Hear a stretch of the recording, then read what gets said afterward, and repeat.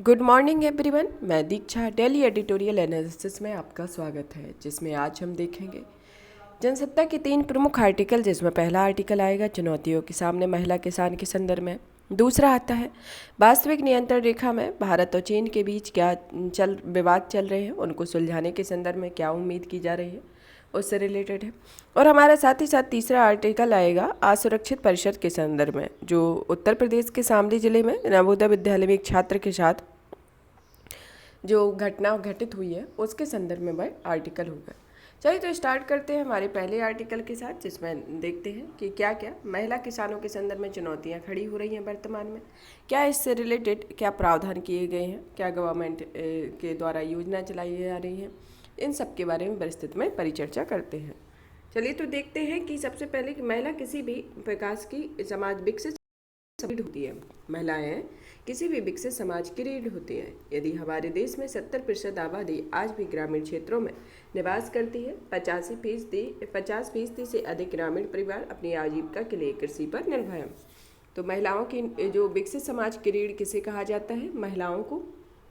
हमारे देश में जो 70% आबादी है वह आज के ग्रामीण क्षेत्रों में निवास करती है, जिनमें से जो 85% से अधिक ग्रामीण परिवार अपनी आजीविका के लिए कृषि पर निर्भर होते हैं। कृषि में महिलाओं का योगदान 65 से 70% भी होता है, पर अधिकतर महिलाएं नई तकनीक अपनाने, आधुनिक वैज्ञानिक तरीकों को लाभ उठाने और औपचारिक प्रशिक्षण पाठ्यक्रमों में भाग लेने के लिए असमर्थ होती है। भारत मानव विकास सर्वेक्षण की एक रिपोर्ट के अनुसार भारत में 83% कृषि भूमि पुरुष सदस्यों के परिवार से विरासत में मिली हुई है, जबकि महिलाओं को केवल 2% भूमि ही उत्तराधिकार में मिली हुई है। तो एक मानव विकास की रिपोर्ट के संदर्भ में देखा जाए तो महिलाओं को जो कृषि भूमि मिली है उसमें 2% भी उत्तराधिकार उनका रखता है, और पुरुषों का जो उत्तराधिकार है वह 83% उसमें परिवार से विरासत मिली हुई है। इसी के साथ ही 81% महिला कृषि मजदूर अनुसूचित जाति, अनुसूचित जनजाति, अन्य पिछड़ा वर्ग से हैं और वे अपनी आवधिक एवं भूमिहीन मजदूरी से सबसे अधिक योगदान देती है। वैश्विक कृषि में महिलाएं एक महत्वपूर्ण शक्ति है, जो कृषि श्रमिकों के लगभग 43% है तथा राष्ट्रीय नमूना सर्वेक्षण कार्यालय यानी NSSO की एक रिपोर्ट के अनुसार भारत में लगभग 18% कृषक परिवारों में महिलाएं ही मुख्य हैं जो खेती का नेतृत्व करती हैं। बेहतर रोजगार के अवसर तलाश में ग्रामीण पुरुषों के बढ़ते पलायन के कारण कृषि और संबद्ध गतिविधियों में महिलाओं की भागीदारी अधिक महत्वपूर्ण हो गई है। महिलाएं बुआई से लेकर कटाई और उसकी मड़ाई तथा अनाज की सफाई, प्रसंस्करण, भंडारण आदि कार्यों के लिए सक्रिय रूप से संलग्न होती हैं। उनकी भूमिका फसल उगाने और पशुपालन तक ही नहीं होती, बल्कि खाद्य और प्रसंस्करण और विपणन तक ही विस्तृत होती है। कृषि क्षेत्र में महत्वपूर्ण भूमिका होते हुए भी महिलाओं को उनकी अनेक कठिनाइयों का सामना करना पड़ता है, जैसे अशिक्षा, अनभिज्ञता, उदासीनता, अंधविश्वास उनके सशक्तिकरण की राह में मुश्किल बढ़ाते हैं। कई महिलाओं ने इन बाधाओं से जूझकर समाज में अपनी अलग पहचान बनाई है, जो अन्य लोगों के लिए अनुकरणीय होती है। महिलाएं किसान, श्रमिक और उद्यमी होते हैं, लेकिन अलग अलग जगह पर हर जगह उन्हें उत्पादक तक लेकिन लगभग हर जगह उनके उत्पादक तक पहुंचने में पुरुषों की तुलना में ज़्यादा बाधाओं का सामना करना पड़ता है। महिला किसानों के सामने एक सबसे बड़ी चुनौती आती है कि जिस भूमि पर वे खेती करती हैं उस पर स्वामित्व का दावा नहीं कर पाती हैं। कृषि जनगणना 2015 के अनुसार लगभग 86% महिला किसान इस संपत्ति के शायद इसलिए वंचित थे क्योंकि हमारे समाज में वित्त सत्तात्मक व्यवस्था स्थापित है। विशेष रूप से भूमि पर स्वामित्व की कमी महिला किसानों को संस्थागत ऋण के लिए बैंकों से संपर्क करने की अनुमति नहीं देती, क्योंकि आमतौर पर जमीन के आधार पर ऋण स्वीकृत करते हैं। दुनिया भर में किए गए शोधों से पता चलता है कि जिन महिलाओं की पहुंच सुरक्षित भूमि, औपचारिक ऋण और बाजार तक है, वे फसल सुधार, उत्पादकता में वृद्धि, घरेलू खाद्य सुरक्षा और पोषण में सुधार के लिए अधिक निवेश कर पाती है। कृषि को अधिक उत्पादक बनाने के लिए संसाधनों, आधुनिक उपकरणों और संसाधनों, बीज, उर्वरक, कीटनाशक तक महिला किसानों का पहुंच आमतौर पर पुरुषों की तुलना में कम होती है। खाद्य और कृषि संगठन के अनुसार महिला और पुरुष किसानों के लिए उत्पादक संसाधनों तक समान पहुंच सुनिश्चित होने से विकासशील देशों के कृषि उत्पादन से 2.5 से 4% की वृद्धि हो सकती है, और विभिन्न कृषि परिचालनों के लिए महिला उन्मूलन उपकरण और मशीनरी रखना महत्वपूर्ण होता है।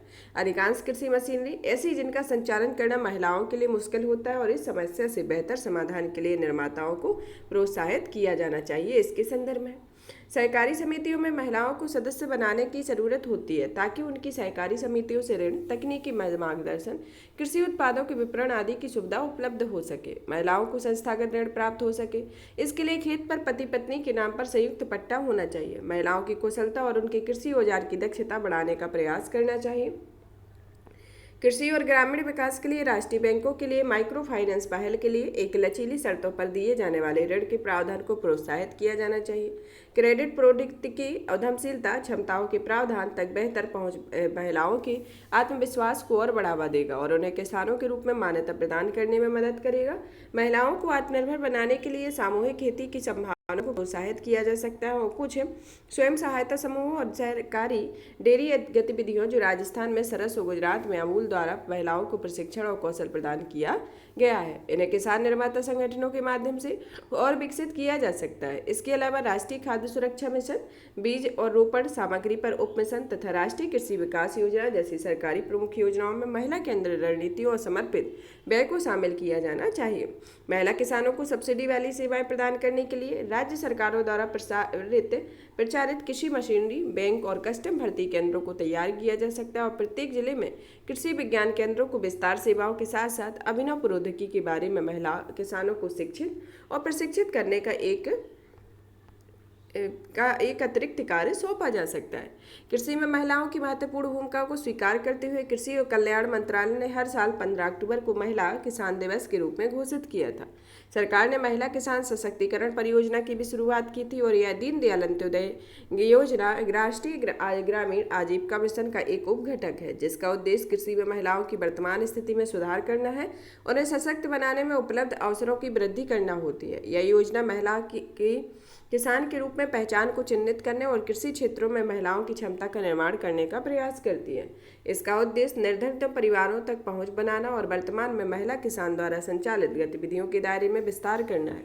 सरकारों और विभिन्न संगठनों द्वारा महिलाओं के लिए समान संसाधन पहुंच होना, ऋण उपलब्धता होना और निर्णय लेने की शक्ति सुनिश्चित की जानी चाहिए। महिलाओं के लिए अधिकारों की प्राथमिकता देने वाले भूमि स्वामित्व सुधारों और महिलाओं की आवश्यकताओं के अनुरूप बीमा तंत्र जलवायु संबंधी जोखिमों के विरुद्ध उनकी सुरक्षा को बढ़ा सकते हैं।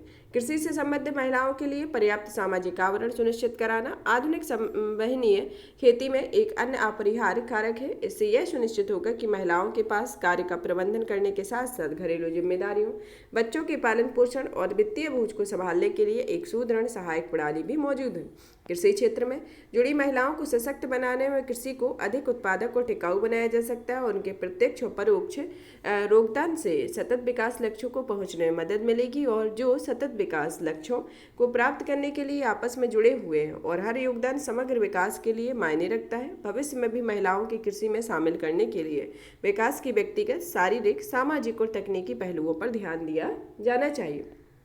कृषि में तकनीकी रूप से सहायता प्राप्त महिलाओं में उच्च नवीनता, आत्मविश्वास, निर्णय लेने की क्षमता होगी जो उन्हें आर्थिक, सामाजिक, व्यक्तिगत और मनोवैज्ञानिक रूप से सशक्त बनाने में मदद करती है। कृषि में आज की तकनीक अनुकूल नगरीकरण, नारीकरण, गरीबी शून्य भूख, अच्छे स्वास्थ्य और कल्याण, गुणवत्तापूर्ण शिक्षा, लैंगिक समानता, स्वच्छ पानी और स्वच्छता, सभ्य काम और आर्थिक विकास, कम असमानता का वातावरण बनाएगा। तो ये महिला किसानों के संदर्भ में प्रमुख चुनौतियों के संदर्भ में आर्टिकल दिया गया है। अब हमारा दूसरा आर्टिकल आता है उम्मीद के सिरा के संदर्भ में कि वास्तविक नियंत्रण रेखा और भारत और चीन के बीच चल रहे विवादों को सुलझाने के लिए एक बार फिर उम्मीद जताई जा रही है, जिसमें ब्रिक्स सम्मेलन के दौरान भारतीय प्रधानमंत्री और चीनी राष्ट्रपति के बीच संक्षिप्त में बातचीत हुई, जिनमें दोनों नेताओं ने अपने अधिकारियों में सीमा विवाद सुलझाने के लिए कहने का आश्वासन दिया। और हालांकि ब्रिक्स सम्मेलन के पहले उम्मीद जताई जा रही थी कि इसमें जब दोनों नेता वहां मिलेंगे तो वास्तविक नियंत्रण रेखा के विवादों पर विस्तार से बात करेंगे, मगर ऐसा अवसर नहीं बन पाया। फिर भी सम्मेलन में इतर दोनों नेताओं ने इस संबंध में बातचीत की। उनका रुख सकारात्मक देखा गया। इससे यह संकेत साफ है कि दोनों के रिश्तों में वैसी खटास नहीं है जैसी आमतौर पर दो देशों के बीच सीमा विवाद के चलते देखी जाती है। चीन ने भी भारत के साथ अपने रिश्तों को मजबूत बनाए रखने पर जोर दिया है। इससे पहले दोनों नेता पिछले साल G20 के शिखर सम्मेलन के दौरान इंडोनेशिया में मिले थे। ब्रिक्स सम्मेलन में इनके मिलने से इस मुद्दे में दोनों देशों के वरिष्ठ सेनाधिकारियों के 19वें दौर की 2 दिवसीय बातचीत हो चुकी थी और उसके विवादों के खत्म करने का सकारात्मक संकेत भी दिया गया था। वास्तविक नियंत्रण रेखा पर विवाद भारत की तरफ से पैदा नहीं हुआ है। चीन अपनी विस्तारवादी नीतियों के तहत भारत के अधिकार वाले क्षेत्रों में घुसपैठ और कब्जा करने का प्रयास करता रहता है। इसी के कारण 2020 में चीनी सैनिक गलवान घाटी में घुस गए थे। इससे संघर्ष हुआ, दोनों तरफ में सैनिक मारे गए। तब से दोनों देशों में रिश्ते तनावपूर्ण बने हुए हैं। चीन ने भारत के हिस्से वाली कुछ जमीन पर अपने सैनिकों की तैनाती कर रखी है, जिसकी वजह से पहले जहां तक भारतीय सैनिक गश्ती किया करते थे वहां तक नहीं जा पाते। गलवान, डेपसांग, डोकलाम, तवांग जैसे कई इलाकों में चीनी सैनिकों की घुसपैठ बताई जाती है और भारत चाहता है कि उन इलाकों में यथास्थिति बहाल हो। हालांकि दोनों देशों ने बातचीत के आधार पर कुछ इलाकों से अपने अपने सैनिकों को पीछे हटाया है, मगर अब भी इसके कई इलाके विवादित हैं। ये विवाद सुलझाने पर सहमति बनने की उम्मीद इस बात से नजर आती है कि चीन ने कभी बातचीत से अलग होने की कोशिश नहीं की। हालांकि वह अपनी शर्तों और जिद पर कायम रहता है, पर दोनों के बीच बातचीत का सिलसिला चलता रहेगा और समाधान का रास्ता भी बना रहेगा। अगले महीने भारत G20 सम्मेलन की मेजबानी कर रहा है और उस दौरान भी दोनों देशों से नेता मिलेंगे। और चीन बेशक अपनी विस्तारवादी नीति के तहत भारत पर दबाव बनाने और उसके इलाकों में घुसपैठ करने की कोशिश करता है, जो उसे अच्छी तरह से मालूम है कि भारत की हैसियत अब वैसी नहीं है जिससे कि उस पर दबाव बनाया जा सके। तेजी से बढ़ती अर्थव्यवस्था होने के साथ साथ विज्ञान और तकनीक के मामले में भारत निरंतर आत्मनिर्भर हो रहा है और व्यापार वाणिज्य के मामले में चीन अब उसकी निर्भरता कम हो रही है। सामरिक शक्ति के पैमाने पर वह चीन को टक्कर देने वाला है और ऐसे में वह भारत से अपने रिश्ते खराब नहीं करना चाहता और आज भी भारत चीन के लिए एक बड़ा बाजार है। ऐसे में वास्तविक नियंत्रण रेखा पर विवादों को सुलझाने में बेशक कुछ देर हो और लेकिन यह नाउम्मीद बिल्कुल नहीं हुआ जा सकता है। तो इस संदर्भ में यह आर्टिकल रहा है। अब जानते हैं हमारा आज का नेक्स्ट आर्टिकल आता है असुरक्षित परिसर के संदर्भ में कि हाल ही में उत्तर प्रदेश के शामली जिले में नवोदय विद्यालय में एक छात्र और उसके सहपाठियों के साथ द्वारा यातना देने और उसके दुराचार जैसी घटनाएं सामने आई हैं। उससे एक बार फिर शैक्षणिक परिसरों के भीतर बच्चों की सुरक्षा को लेकर गंभीर सवाल उठ रहे हैं। गौरतलब है कि शामली नवोदय विद्यालय में छात्रावास में 8 छात्रों ने पीड़ित लड़के को न सिर्फ पूरी तरह से पिटाई की बल्कि गंभीर परिणाम भुगतने की धमकी देकर उसके साथ दुष्कर्म भी किया। यह घटना इसी महीने की है। आरोप है कि पिछले महीने पीड़ित बच्चे ने उन्हीं छात्रों से दुष्कर्म किया था, मगर मामले में तूल तब पकड़ा जब पीड़ित बच्चे और उसके परिजनों ने इसकी शिकायत पुलिस के पास दर्ज की। अब कार्रवाई के नाम पर फिलहाल आरोपी लड़के को 15 दिन के लिए निलंबित कर दिया गया। हैरानी की बात है कि एक ही बच्चे के खिलाफ एक महीने में 2 बार आपराधिक कृत्य को अंजाम दिया गया है और विद्यालय प्रशासन की नींद तब खुली जब प्रशासन के पास उसकी शिकायत पहुंची। घटना का जो ब्यौरा सामने आ सका है उससे भाप है कि स्कूल और छात्रावास के नियम कायदों का पालन, अनुशासन आदि सुनिश्चित कराने के लिए घनघोर लापरवाही बरती गई और इसका खामियाजा एक बच्चे को भुगतना पड़ा। सवाल है कि स्कूल प्रबंधन, प्रधानाध्यापक और छात्रावास प्रभारी अपने किस तरह के दायित्व निर्वहन में लगे हुए थे। 8 बच्चे अपराधियों की तरह संगठित तरीके से अपने एक सहपाठी को प्रताड़ित करते रहे और लगातार इसकी अनदेखी की जाती रही। यह स्थिति तब थी जब खबरों में मुताबिक पीड़ित छात्र ने अपने वर्ग शिक्षक से इस बारे में शिकायत भी की थी। जब दोबारा उसके खिलाफ आपराधिक आचरण किया गया तब उसके परिजनों ने पुलिस के पास मामला दर्ज कराया। आखिर किन वजहों से स्कूल प्रबंधन संबंधित शिक्षक की ओर इस तरह से मामले की अनदेखी और फिर उसे दबाने की कोशिश की गई है। इस मामले में आरोपी छात्रों के साथ साथ स्कूल प्रबंधन और संबंधित शिक्षक को भी कार्रवाई के लिए क्यों नहीं लाना जानना चाहिए। यह देश भर में स्कूलों से आए हुए बच्चों की किसी शिक्षक द्वारा मामूली बातों पर सजा या यातना दिए जाने की खबरें आती रहती हैं। हालांकि नवोदय विद्यालयों को पठन पाठन से लेकर छात्रावासों तक के स्तर पर अपेक्षा बेहतर माना जाता है, मगर शामली नवोदय विद्यालय के छात्रावास से एक बच्चे के खिलाफ जैसी घटना सामने आई हुई है वह सोचने पर विवश करती है कि क्या इस स्तर के किसी स्कूल परिसर में पढ़ने वाले कम उम्र के बच्चों को बाकायदा गिरोह बनाकर आपराधिक हरकतें करने में लिप्त रहने लगे हैं। जाहिर है कि यह न केवल इस तरह की हरकतों की अनदेखी का मामला है, बल्कि यह एक बड़ी विडंबना है कि विद्यालय परिसर में पठन पाठन की बजाय इस तरह के अपराधों के प्रति कम उम्र के बच्चे प्रवृत्त हो रहे हैं। किसी स्कूल परिसर में यह कैसी संस्कृति का विकास हो रहा है, इस पर एक क्वेश्चन मार्क उठा है कि इसी तरीके से एक और क्वेश्चन मार्क उठता है कि बच्चे इसकी चपेट में कैसे और किस माध्यम से आ रहे हैं।